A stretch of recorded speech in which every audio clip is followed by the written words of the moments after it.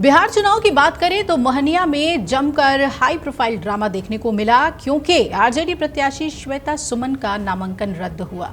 खूब रोई श्वेता सुमन, लेकिन अब उसे लेकर आरजेडी ने क्या रणनीति बनाई है और आरजेडी डैमेज कंट्रोल करने के लिए जुट गई है, इसके बारे में आपको बड़ी अपडेट हम दे रहे हैं। मोहनिया में क्या हुआ था वो भी आपको बताएंगे।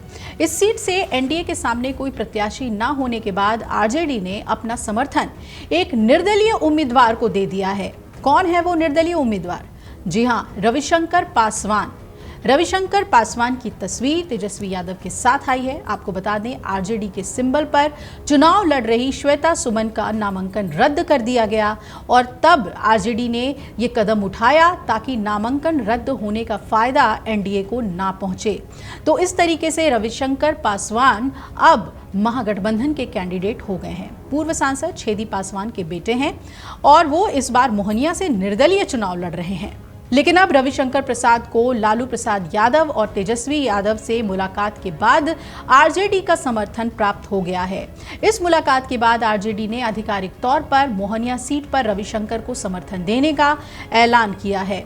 कैमूर जिले की मोहनिया विधानसभा सीट से आरजेडी उम्मीदवार श्वेता सुमन का कल नामांकन रद्द हुआ और जानकारी ये आ रही है कि श्वेता ने 2020 के विधानसभा चुनाव में उत्तर प्रदेश के चंदौली जिले को अपना मायका दिखाया था और इस बार के जो उनका जो हलफनामा था उसमें चुनाव में खुद को उन्होंने बिहार निवासी बताया है।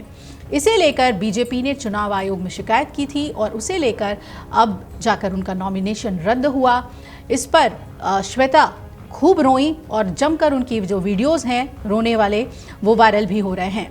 अब सबसे बड़ी चर्चा मोहनिया विधानसभा सीट की इसलिए भी है क्योंकि आरजेडी प्रत्याशी श्वेता सुमन का नामांकन रद्द हुआ तो ये आरोप लगाए जा रहे हैं एनडीए पर कि वो जानबूझकर नॉमिनेशंस को रद्द करवा रही है। चुनाव आयोग की जांच में दरअसल ये पाया गया था कि श्वेता सुमन ने साल 2020 के विधानसभा चुनाव में जो हलफनामा दायर किया तब उन्होंने अपना पता उत्तर प्रदेश के चंदौली जिले की सकलडीहा विधानसभा के रूप में दर्ज कराया, लेकिन इस बार श्वेता सुमन ने बिहार का पता दे दिया। चुनाव आयोग ने उनके दावे को पर्याप्त साक्ष्य के बिना मानने से इनकार कर दिया और कहा कि श्वेता सुमन अब भी उत्तर प्रदेश की मूल निवासी मानी जाएंगी, इसलिए बिहार विधानसभा चुनाव में उनका नामांकन अमान्य करार दिया गया। इस फैसले से आरजेडी को अब बड़ा झटका लगा है क्योंकि मोहनिया सीट पर पार्टी ने पिछली बार एक मजबूत उपस्थिति अपनी दर्ज की थी।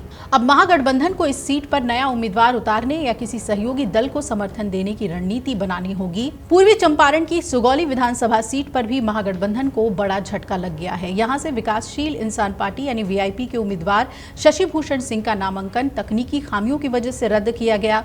जानकारी ये सामने आई कि नामांकन पत्र में कुछ जरूरी दस्तावेज इनकम्प्लीट थे और वेरिफिकेशन के दौरान आयोग को उसमें कई विसंगतियां मिली।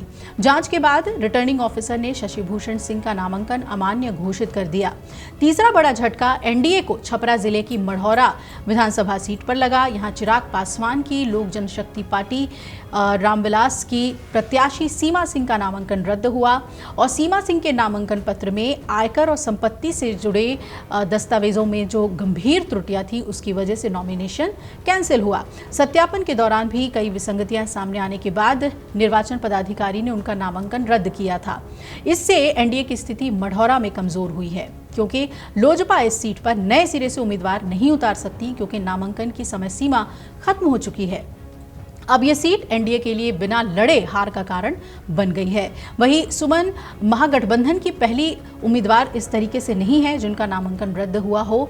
इससे पहले 3 और महागठबंधन के उम्मीदवारों के नामांकन भी रद्द हो चुके हैं, लेकिन नामांकन रद्द होने के बाद श्वेता सुमन मीडिया से बात करते हुए खूब रोई और कहा कि दिल्ली से लगातार आरओ और सीओ पर दबाव बनाया जा रहा था, उन्हें मजबूर होकर ये फैसला लेना पड़ा। उन्होंने कहा कि वो लाचार हैं, बीजेपी पीएम मोदी और अमित शाह ही दबाव डाल रहे थे। मैं कोर्ट जाऊंगी। यहां से बीजेपी उम्मीदवार संगीता ने अपना जाति प्रमाण पत्र जो दिया है वो नोटिफिकेशन की तारीख के बाद का है, 13 अक्टूबर का है, जबकि वो पहले की डेट का होना चाहिए। हमने शिकायत की है लेकिन वो बीजेपी से है, इसलिए कुछ नहीं होगा। तो मोहनिया से श्वेता सुमन का नामांकन तो रद्द हुआ, लेकिन आरजेडी ने अब तरीका निकाल लिया है, तोड़ निकाल लिया है और निर्दलीय चुनाव लड़ रहे उम्मीदवार को अपना समर्थन दे दिया। अब देखना है कि तेजस्वी का ये दांव इस सीट पर क्या उन्हें जीत दिलाता है या नहीं। अगर आप ये वीडियो YouTube पर देख रहे हैं तो हमारे चैनल को सब्सक्राइब कर बेल आइकन दबाएं और Facebook पर देख रहे हैं तो हमारे पेज को लाइक करें।